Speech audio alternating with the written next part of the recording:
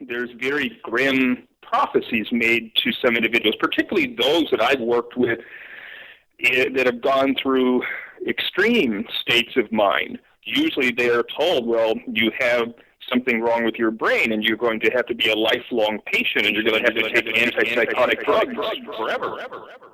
What the fuck am I? You see? What the fuck am I? You see? What the fuck am I? You see? What the fuck am I? You see? They classify me. The anthropologist classifies me this way, the scientist classifies me another way according to their own personal disciplines and so on. But that changed my appearance, obviously I'm a different person, right? Absolutely. Okay, if I cut my left arm off and, threw it in the bin, would I be a different person? Totally. I'd associate with you in a completely different way if you did that. I exist in your... The way you associate with me defines me as a person, is that what you're saying? Because really, what am I? I mean, chop my arms and legs off and put me in a wheelchair and make me 80 years old instead of 20 years old with no teeth, right? You know, am I a different person?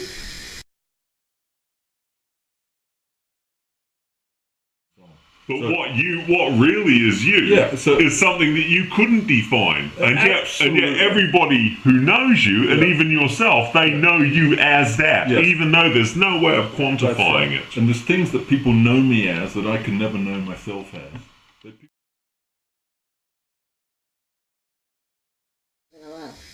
Okay, so I am the artist, am I not? I'm the artist who creates consciousness out of my own mind. I'm the artist who creates objects out of my own consciousness. And I'm doing it right now. And I'm translating into language and speech and thought and sensation, emotion. But you're a stream. You are the stream of consciousness. You don't stand outside the consciousness and look back at the consciousness. No. That's like who is the I that's looking at the I when I'm looking at the I? It's the now time. I am here, I am now, I am eternity, and this is all. Exactly. The consciousness is something that we don't have a real choice about, do we? We don't have a choice about the consciousness. The consciousness is just no choice. But it's that. The consciousness is yourself, and therefore you can't say I have a choice because I am consciousness. And everything's just an expression of that consciousness. So is this the only thing that can happen? Is this it? Is it? So why produce art when we're already the artist? Why produce products in the so-called physical world when we're already producing them out of the pure consciousness? You don't stand outside the consciousness and look back at the consciousness. No.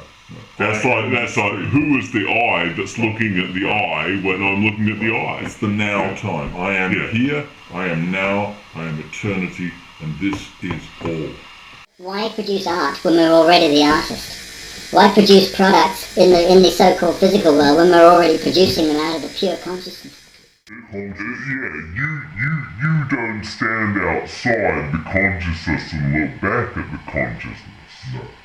That's like who is the I that's looking at the I when I'm looking at the I? It's the now time. I am here, I am now, I am eternity, and this is all. Why produce art when we're already the artist? Why produce products in the so-called physical world when we're already producing them out of the pure consciousness? Why produce art when we're already the artist? Why produce products in the so-called physical world when we're already producing them out of the pure consciousness? Why produce art when we're already the artist? Why produce products in the so-called physical world when we're already producing them out of the pure consciousness? Sadism or brutality, put in terrible schools, fed bad food, exposed to environmental toxins, and yet all of that vanishes. And we say, well, you see, there's biochemical imbalance, and what we need to do is keep hitting them with medication until they end up at the home, and we'll call that success. It's just mind-blowing.